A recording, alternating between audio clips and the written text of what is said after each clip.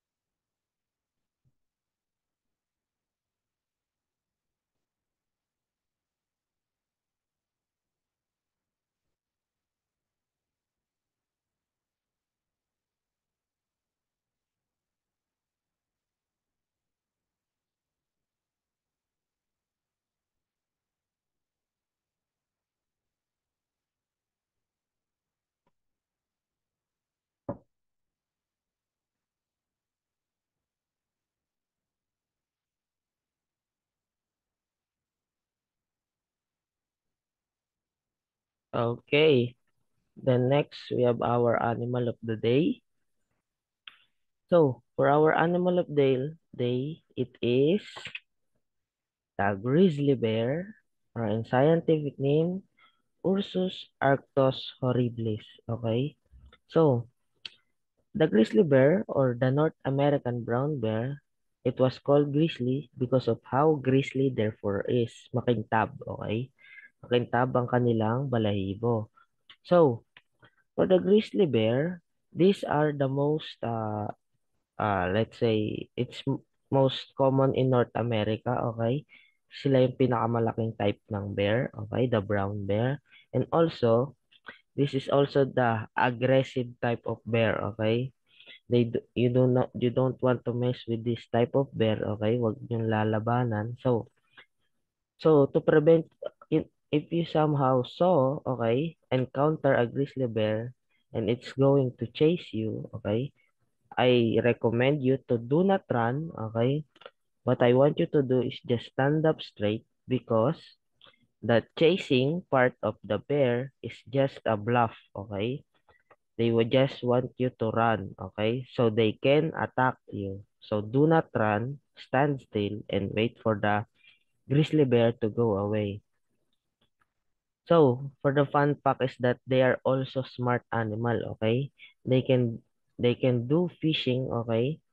They can do fishing using their mouths or claws while fishing salmon in near streams, okay?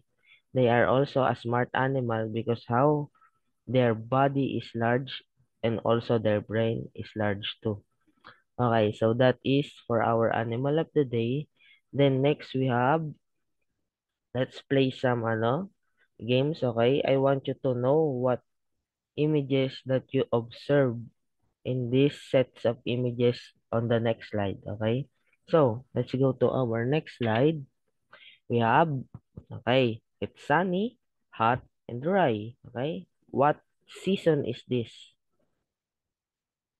Yes, this is summer. Okay. Then next, it is cloudy, it's cold, and it's wet. Okay. So what season is this? Okay. That is winter. Then next, we have the cozy, the cool, and the dry. Okay. Yeah, that's brown leaves. Okay. Okay. That is fall or autumn. Okay. Autumn or fall.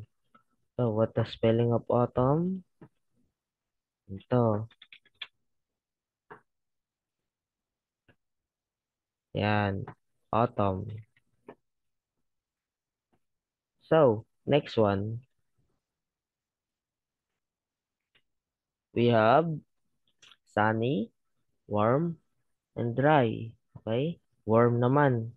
You can say sakura leaves. Okay? You see plants are going back to green. Kanina brown. Ngayon green na. Okay, that is spring. Okay, not the object, the season, spring.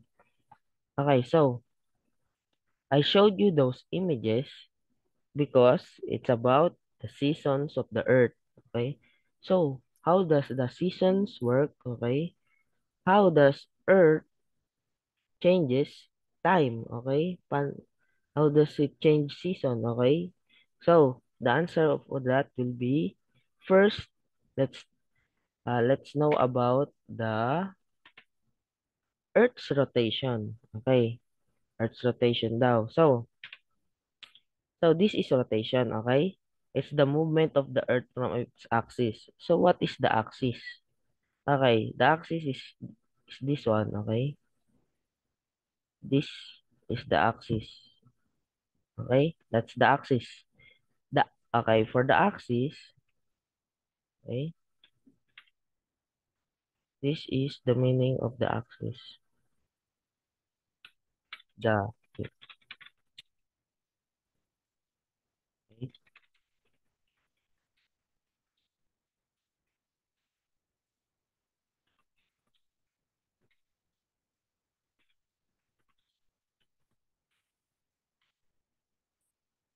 okay, this is the meaning of axis. Okay, the imaginary line that goes from north and south poles. Okay, so for our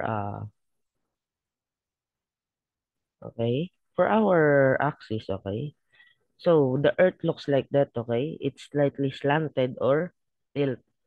That is intentional. Okay, the earth is tilted at okay, the earth is tilted. Okay, nakatabingi. Its total angle is 23.5 degrees. Okay, that's the total angle of tilt of the earth. Okay, nakatilt ang earth. Okay, so how does the rotation work? Okay, the direction of rotation is counterclockwise. Okay, from west to east. Okay, counterclockwise. Okay, that's the direction of the earth's rotation. So how does the rotation works? Okay, so what does rotation do? Okay, so let's proceed to our ano. So facing away from the sun will be night. Okay, let's draw. Okay, let's change it to black. Okay, so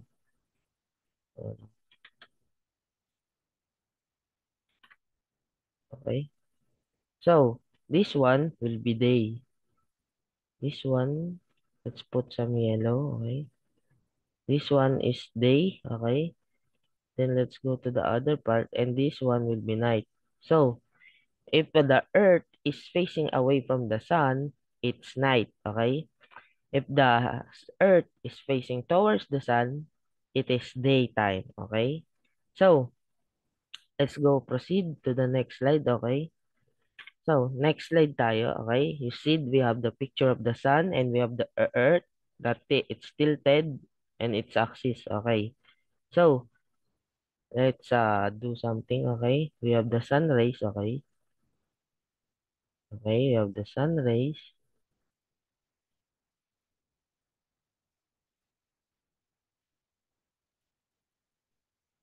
Draw natin sun rays.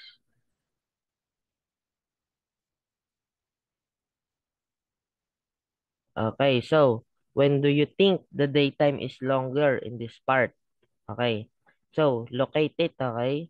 So the longer daytime is on the part of southern hemisphere, okay? In the southern hemisphere, they have the longer daytime, okay? So what is the name of the lines that I showed you, okay? Those names of the line, okay? First, we have the Kirby line. It is called as indirect rays. Okay. How about the other one? It is called direct rays because the direct rays is close to the sun. Okay. It's direct. Okay. Padiretso. Tama-tama talaga sa earth. How about the indirect is that it it shoots the light on an angle of the earth, okay? Tumatama, pero hindi masyado. Okay, so, saan dito yung, in what place does day is much longer? Okay, in what rays? Correct. It's on direct rays, okay? So, I want you to, wait lang. Let's remove our drawings, then let's proceed, okay? I want you to look at this, uh, somehow like a table, okay? Can you locate where is the longest daytime, okay? Saan daw yung pinakamatagal yung nakalagay yung araw, okay? Kailan daw tumagal yung araw, okay? Sa Earth bago gumabi, okay? So, can you locate? Okay? So, the longest was in, right, the June 22, 2011 with a total of 13 hours. Okay, total of 13 hours. How about the shortest one? Can you locate the shortest one? We have the December 22. Okay. It's 11 hours and 16 minutes. Okay. So how do you count the total daytime? Okay, so you only need to add both of the numbers, okay? So, add up the numbers, then also uh in the sunrise, okay, 17, you have to add the remaining numbers, okay? So, you only need to minus, okay? That would be the answer, okay? Add in the first in the hour, then minus in the minutes. Okay, so next, then next we have all that is for our rotation, okay? Then next we have the Earth's revolution. Ayan naman, magkaiba naman, okay? So, we have the revolution, okay? It is the movement of the Earth around the sun, okay? Movement of the Earth around the sun daw, okay? Paikot. Okay, how does the Earth move around the sun? We have the rings, the imaginary rings called um the orbit. Okay? They are called the orbit. It is the path where the planets move, okay, around the earth, around the sun, because the sun is the center of the solar system. So how does the direction of revolution go? Okay. Okay, so again for the rotation, okay, direction of revolution na tayo. The rotation is counterclockwise. And of course, the revolution is also counterclockwise, which is west to east. Okay, so also, the revolution can cause four different seasons that is dependent to the Earth's position of the, okay, to the revolve of around the sun, okay? Magkakaiba daw ang seasons depende sa posisyon ng Earth around the sun, okay? So, ang seasons natin sa Pilipinas, okay, because we are on the southern part, because which are direct to the sun's rays, we are only have two, okay? Wet and dry season. Okay. So, for the four seasons, let's say, eto, may earth, meron mo tayo maliit na earth. They only have the, let's say, go this, okay, the line here. Remember the four imaginary rings of latitude, right? That is the four season. This is only the part, okay, that has four season. In the four imaginary rings of the Earth, the Arctic Circle, Tropic of Capricorn, Antarctic Circle, Tropic of Cancer, okay? That is only the place where the four seasons can only happen. While in the middle part, near the equator, we can only have two seasons, which is wet and dry season. Okay, let's proceed. For the seasons naman. Okay, so you can see we have the different positions of the earth around the sun. So first, let's go at, let's say, in this part, okay? Okay, this part. So, this is called the summer sol solstice. Okay, it is called as nagkamali na spelling si sir. Sandali. Summer solstice. Yan. Okay, that is the summer solstice. Okay, so for the summer solstice, okay, the the sun rays hits more a lot, hits the sun rays hits a lot more in the southern hemisphere, okay? Okay, so the southern hemisphere hits a lot more heat rays, okay? Heat from the sun, okay? So that would be summer, okay? How about the other part, okay? The northern hemisphere, they are winter on that part, okay? The southern hemisphere is summer while the northern hemisphere is winter, okay? So, okay. So, let me correct it again, okay? Let me remove. This is not summer solstice, okay? So, nagkamali na naman si sir. That is, babagoy natin. Winter solstice. Ay, no, no, no. Winter solstice, okay? That is winter solstice, ha? Wag na, hindi siya summer, okay? Mamaya, sasabihin ko yung summer solstice. So, winter solstice, okay? So,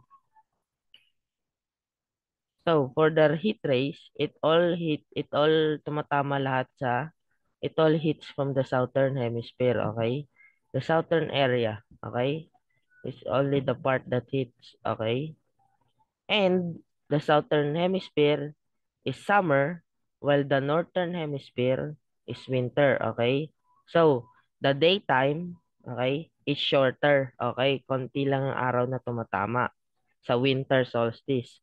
When does it happen? Okay? So when does yung winter solstice happen? December 21 or 22. Okay? That's the date where winter solstice happen. So next, yung sumunod naman sa kanya, dito naman tayo sa kabila. Okay? Which one? This is north. Okay? North na to. Okay, so we have, okay, yung sinabi ko kanina, nagkamali ako kanina eh. So, we have the summer solstice. Okay? Summer solstice. Okay. So for the summer solstice, okay, the heat from the sun goes from the northern hemisphere while the winter is on the south, okay? The heat from the northern hemisphere, okay, cause summer to the north, okay? While the south feels winter all colder, okay? It's dependent on the location of your country, okay? If you are near from the imaginary rings, then you have 4 seasons. If you are near on equator, you only have 2 seasons, wet and dry season. Okay? So, when does the summer solstice happen? It happens at June 22. Okay? June 22. That's when summer solstice happen. Okay? That's the season of summer. So, next we have, okay. Okay. So, next we have what is it? The autumnal equinox. Autumnal equinox. Okay, it's called autumnal equinox. Then the heat rays goes equally from both the northern and southern hemisphere. Okay, they are equal. So for the autumnal equinox, okay, for the southern part, okay, southern part, you okay, from the southern or northern part. Okay, so let's go from north. Okay, north lang tayo. Northern hemisphere, wag muna tayo sa southern. Okay, so for the north, okay, the northern hemisphere, okay, it's on autumn or fall, taglagas. Okay, taglagas. So for the southern part, they experience spring, tagsibol. Okay, so the heat rays in the autumnal equinox is equal, okay, equal. While this part is indirect, okay, or direct. So, they are equal light rays, okay? This one has indirect and this one is solstice have both indirect and direct rays. This one has an equal, okay, heat rays from north and southern hemisphere. So, For the north, they feel autumn, okay? The season of autumn, taglagas. Then the southern hemisphere feels spring, which is tagsibol. So when does autumnal equinox happen? It happened during September 22. Okay, that's when the autumn or autumnal equinox happen. So how about the bottom one, the last part? Of course, it will be the same heat rays, okay? Equal. Pareho lang sila, okay? Equal heat rays from the sun. Okay, so what is the name of this one? It is called, saan natin lalagay ito? This one, this part. Yan. Spring equinox. Okay, it is called a spring equinox. Yan, spring equinox. So, it is also the same as autumnal equinox. They have equal heat rays from the sun, okay? Which is equal to northern and southern hemisphere. Parehong north and south ay may equal ng heat rays from the sun, okay? So, for the northern hemisphere, they are experiencing spring, okay, spring. While on the southern hemisphere, they are experiencing autumn, okay, baliktaran. Okay, so when does a spring equinox happen? It happens during March 22, okay? So that's when spring happen, okay? Spring or spring equinox. Okay, so for the Philippines, we only have two season, wet and dry season. But for the dry season, we have two, okay? For the two dry seasons, we have warm, dry season, okay? And we have cold, dry season, okay? So, this part, okay, the warm, dry season happened during summer, while the cold, dry season happened during winter, okay, on the other side. Okay, so that is for our revolution and how the position of the earth happens. Okay? How does the position of the earth changes season? Okay. So, which do you think have more days? Okay? So, for the winter solstice tayo, okay? So, which hemisphere has more daytime? It's the southern hemisphere that has more daytime. For the autumnal equinox, equal heat rays, which means they are both has equal daytime. Okay. For the summer solstice, the northern hemisphere has a much longer daytime. Okay. While winter solstice, the northern has shorter. And the summer, the southern part has much shorter. Okay. So, for the spring equinox, okay, which is spring and autumnal, they have also equal daytime. So, that is for our revolution, okay, and the seasons and positions of the earth. So, let me remove this, okay. So, let's proceed to our next slide. We have the activity. Okay, this is a performance task, okay. You have to do this individually. So, what is your activity? So, let's do something, okay, real quick. Okay, so in a 1/4 illustration board, okay, 1/4 illustration board, okay, write your name, okay, and section, then draw, okay, draw the draw the four seasons of the earth, okay. I want you to draw the four seasons of the earth.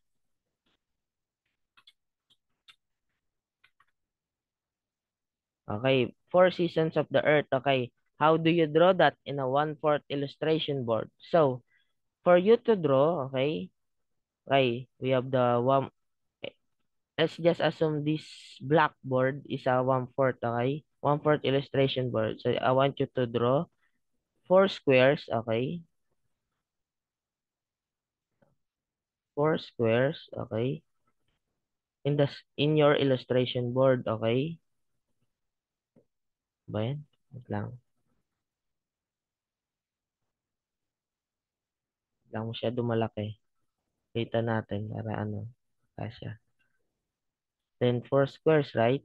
So, 4 squares. I want you to write this part as incorrect order. So, the correct order will be spring. Okay? First is spring. Then next is summer. Okay? Summer. Then next we have the autumn or fall. Autumn/fall. Then next we have winter, the last. Okay. So I want you to draw the 4 seasons of the earth in the 1/4 illustration board. Deadline. Okay, what's the deadline? So for your deadline, I want it on Friday. Okay? Friday siya ipapasa. Okay? So that is for your performance task. Okay? Individual, individual. Hindi po siya by group, individual. So, next. Next, that is for your performance activity, performance task, okay? So, next one, we going to know if you already understands about the rotation, the daytime and nighttime cycle, and then revolution, positions of the earth by seasons. Okay. So, I will send a short quiz in a Google Forms, okay? I will send it on GC on every section that I handled today, okay? Yung hindi ko pa na-handle, I will give it tomorrow. So, then next we have your final activity, okay? Let's say your final project sa akin. Okay, so for your final performance task, I want you to get a notebook, okay? A new notebook.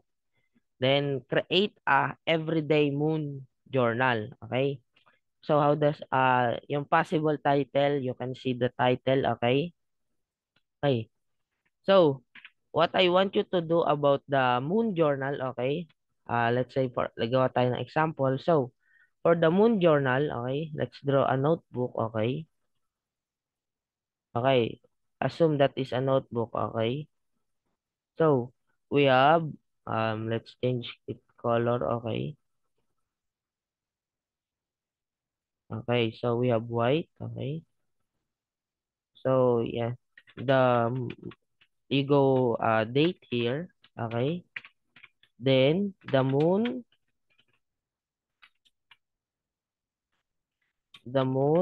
is positioned ulitin natin.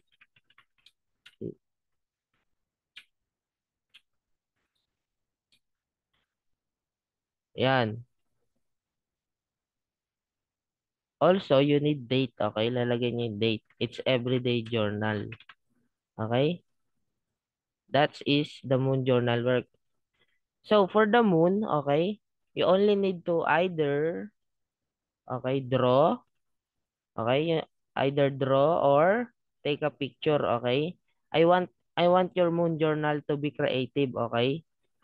Okay, so this is how moon journal work in your notebook, okay? You can either take pictures or draw the moon, okay? Nasa taas lang yan, okay? So, for the picture, okay, it's fine even if it's maliit kasi I know some of the phones cannot take a picture of the moon, okay? So it's fine if it's small, okay? As long it's high quality, okay? I can see the moon, okay? So I want you to write the description that you see that you observe on the moon, okay? Because it's a moon journal. So that will be your final activity for me. Okay. So when's the deadline? Okay. The deadline will be before our final exam, okay? The deadline will be before final exam. So, let's remove my drawings. Then,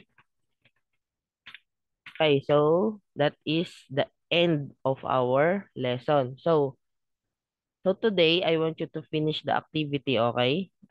No, not the activity. The activity is on Friday and the quiz will be today, okay?